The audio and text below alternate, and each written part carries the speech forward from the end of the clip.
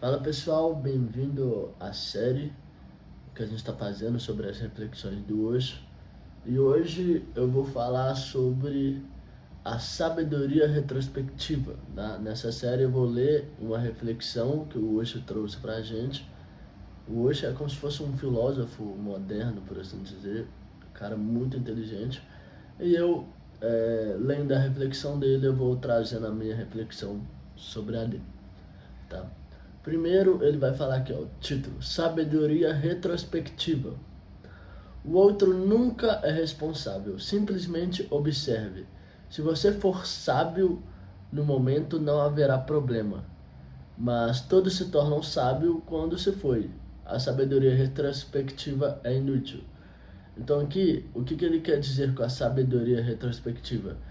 É quando você faz uma bosta, faz uma coisa que de certa forma foi imaturo, e depois de você fazer isso, você reflete sobre isso e é, você se torna sábio ao refletir sobre isso, ao saber que a atitude que você fez naquele momento não foi a melhor atitude. Muitas das vezes você se arrepende de fazer aquilo, porque só que o Osho fala que de nada adianta você ter essa sabedoria, porque na hora que é realmente o momento em que você deveria ter a sabedoria, não depois.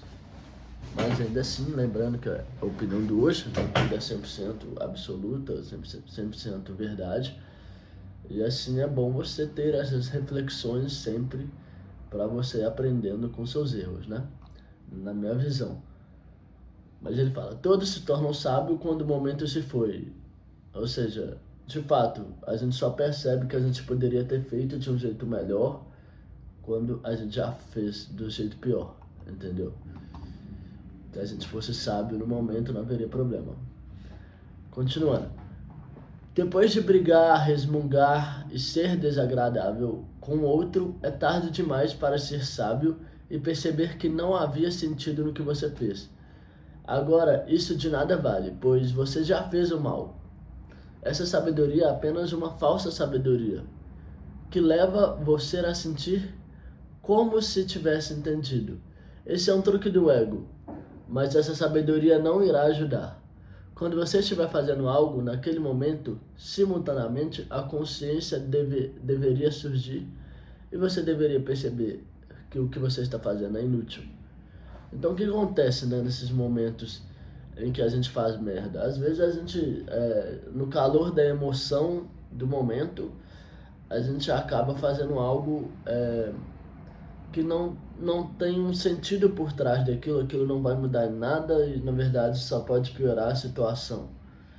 Então, a pessoa que passa por essa situação, ela depois reflete e fala, não, mas eu entendi porque eu fiz isso por causa disso, isso. Beleza, então você agora entendeu a merda que você fez, mas isso não torna você uma pessoa mais sábia, porque a sabedoria ela deve vir no momento em que está acontecendo. Mas para o ego, às vezes isso pode ser o bastante para algumas pessoas, simplesmente saber que fez errado e que poderia ter feito melhor.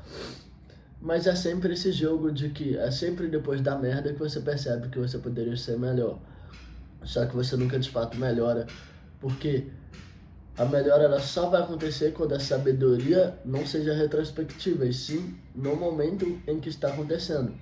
É o que ele fala. Quando você estiver fazendo algo, naquele exato momento, simultaneamente a consciência deveria surgir e você deveria perceber o que você está fazendo é inútil. O que é a consciência que ele fala? É você estar consciente do que você está fazendo. Ao invés de você estar consciente do que você fez, depois de você fazer a merda, você, no momento em que você está fazendo, você se tornar consciente disso. Para que sim você perceba o que você está fazendo é inútil.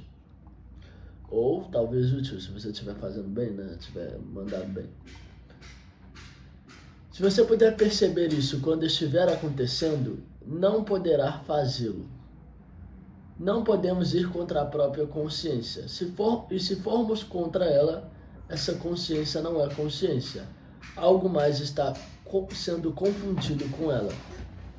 Pera aí, mano, tá tendo um barulho chato. Janela, espero que melhore um pouco. Bom, o que acontece? Quando você se torna consciente daquele momento, é naturalmente que aquilo que você faz que não há sentido, que de fato você não depois poderia se arrepender, naturalmente você freia isso, você para de fazer, porque a consciência ela é neutra. A consciência é apenas aquilo que observa. Então, ela não é ativa a emoções. Então, às vezes você faz algo pelo ego, você faz algo pelas suas emoções. Se você estar consciente, traz a consciência à tona, você não vai fazer nada pelo ego, você não vai fazer nada pelas emoções, nada pela aprovação, porque isso não importa para a consciência. A consciência apenas observa. Então, naturalmente, você vai deixar de fazer o que você está fazendo, uma vez que o que você está fazendo é movido por ego, vaidade, emoção, raiva, qualquer outra coisa que no final das contas não irá mudar nada, dependendo do que você está fazendo, né?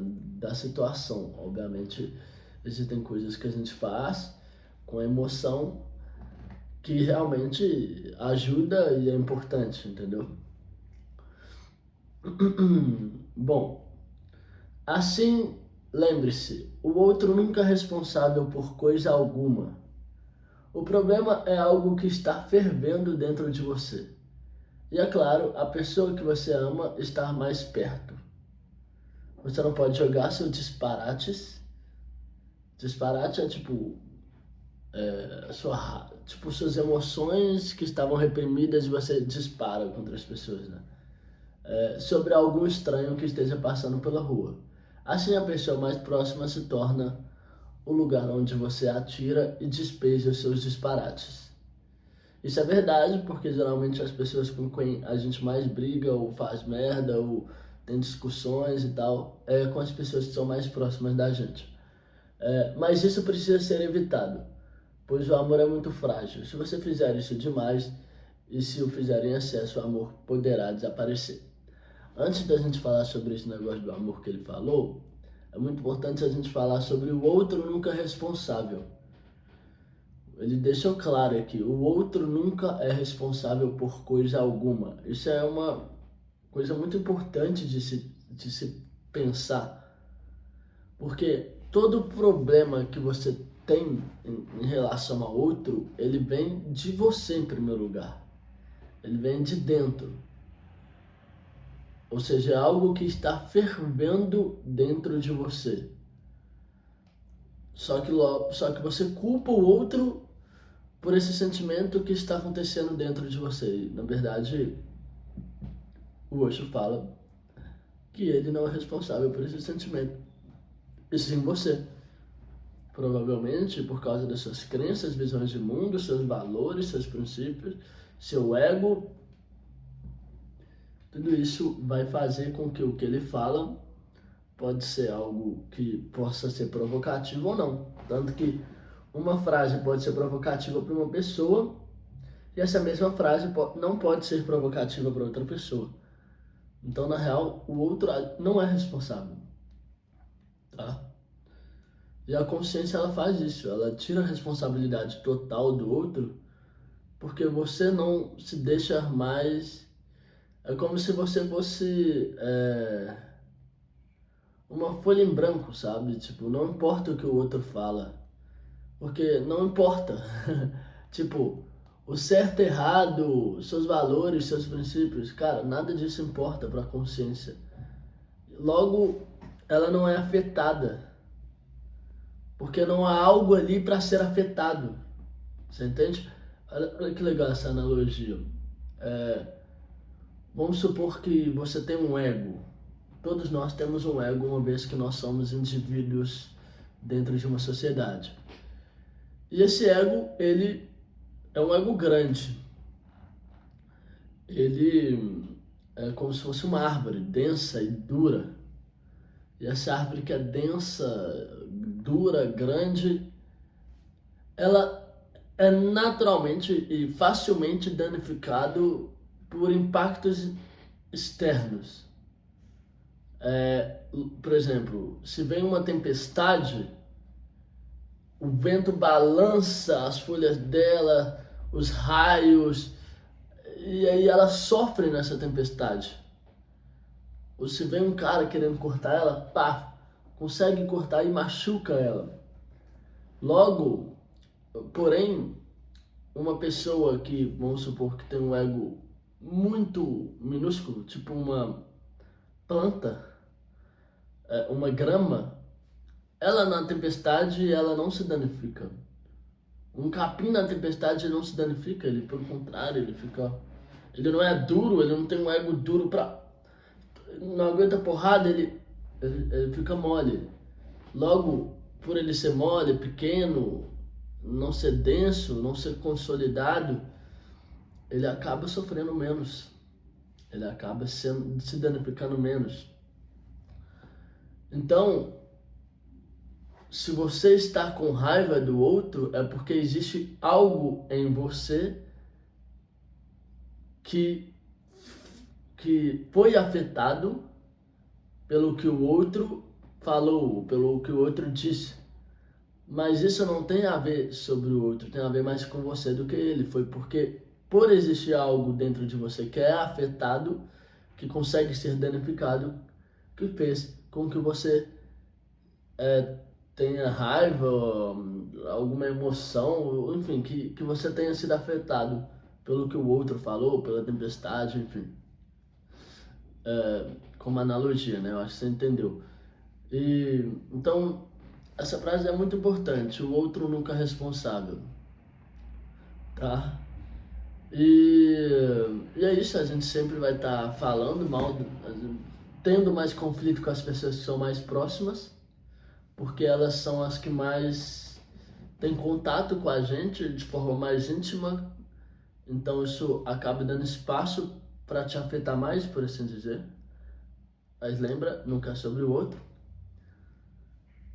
Isso também com o tempo, uma relação muito desgastante em que você está o tempo todo sendo afetado, afasta a pessoa e isso tira o amor, porque no amor não há sofrimento, entendeu?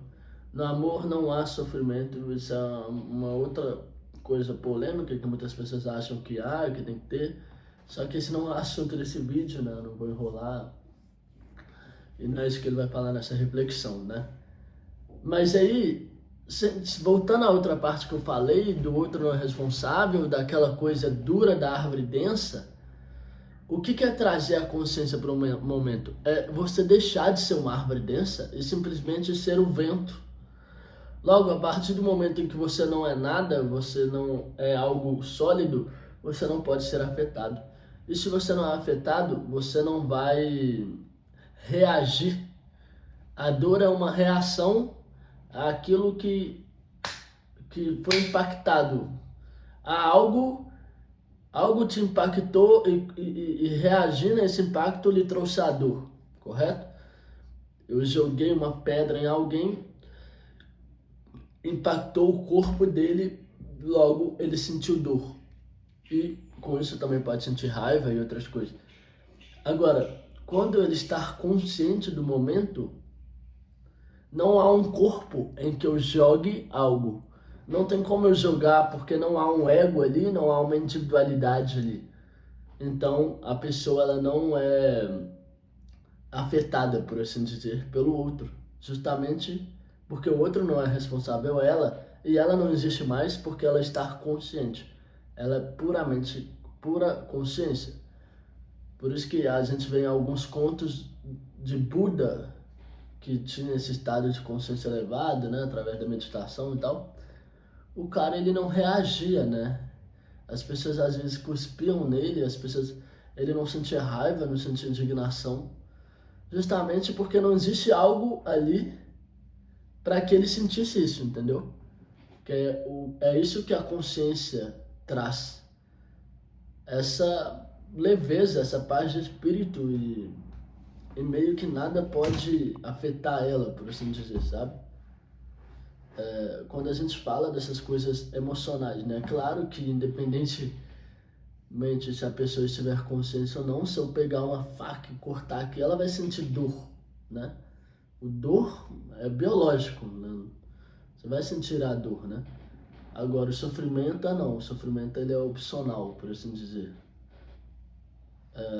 Tem essa diferença entre dor e sofrimento. Mas eu não vou me aprofundar tanto nisso, né?